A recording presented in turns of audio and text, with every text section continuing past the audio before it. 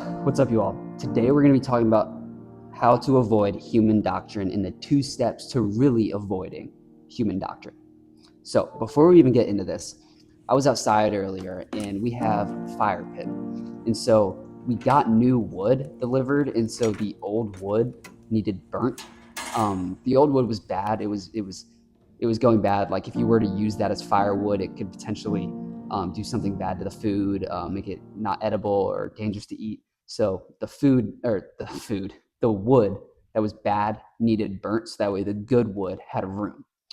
How is that going to be incorporated into our illustration today? It means avoiding and getting rid of false doctrine taught by false teachers and making room for good doctrine promoted by good teachers. So, first step, recognizing false teachers. How do you recognize a false teacher?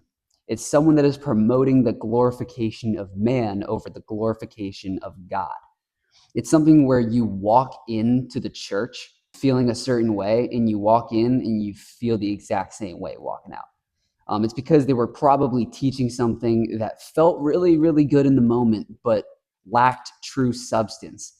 And so what's the problem with that? It's that our hearts, it's that our souls, our spirit wasn't changed. We need something that is going to change our spirit from being so, bad for this illustration. We need something that is nutritional with good substance that can really feed what our spirit really wants, rather than eating spiritual junk food. Because these false teachers preach spiritual junk food.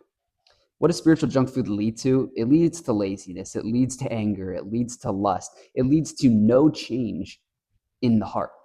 It leads to no change in character, but something that has good substance, that is good for the spirit, that isn't fast food or junk food.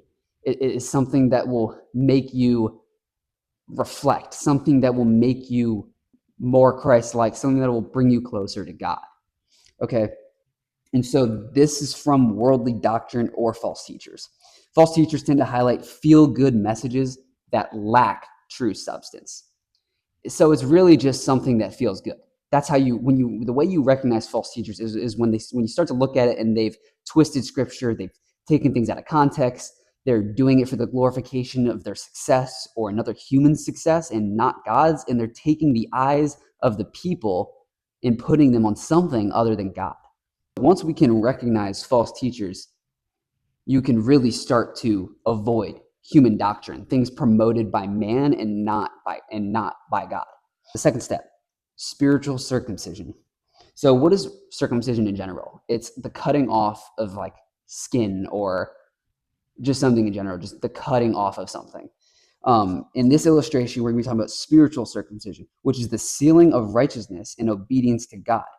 So what that does is that it strips you of your flesh, allowing you to follow by the Spirit. So what's the problem with following the flesh and not the Spirit? It's that our flesh inevitably leads us to hell. It all feels good in the moment. Things that the flesh can be is like sex. It can be getting drunk. It can be the buzz off of smoking. It can be the buzz off of drugs. These things all lead you to hell. They don't lead you to heaven. They don't lead you to be closer with God. That's why the flesh is going that way and the Spirit's going that way. So when you follow by the Spirit, you're going to inevitably have a better relationship with God. It's going to bring you to a better place in your spirituality.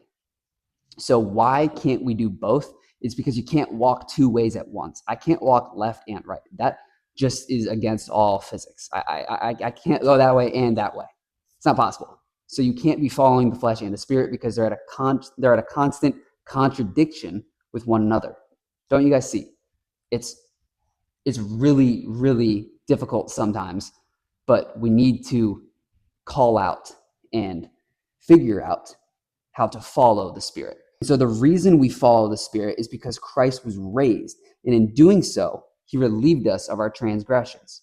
So why is it that we are able to follow by the Spirit? It's because God raised Christ from the dead.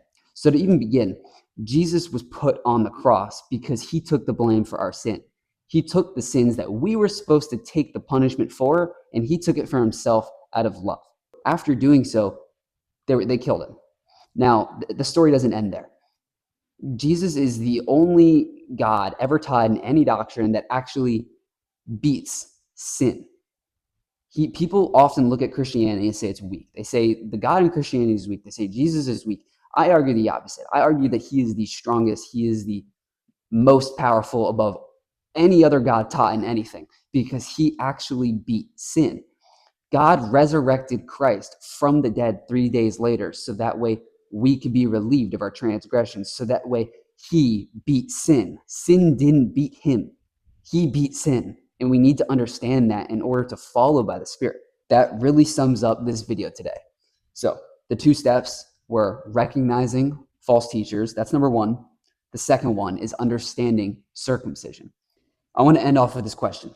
How can you all avoid human doctrine? How can you do it? And then the second question is, how can you start to follow doctrine that promotes Christ? Because that's what your spirit really needs.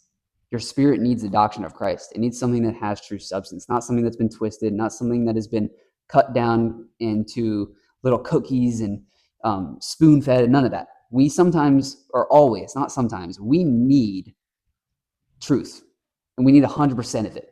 You can't follow the truth with little bits of lies. You can't, because there are some churches out there that promote lies or that promote false things because they feel good, but really that's not growing your spirit at all. You need something that is going to be the meat, be the dairy, the protein, give you the calories. For that analogy, you need spiritual food that actually feeds you, not junk food. So I hope this message bless you all today. Love you guys.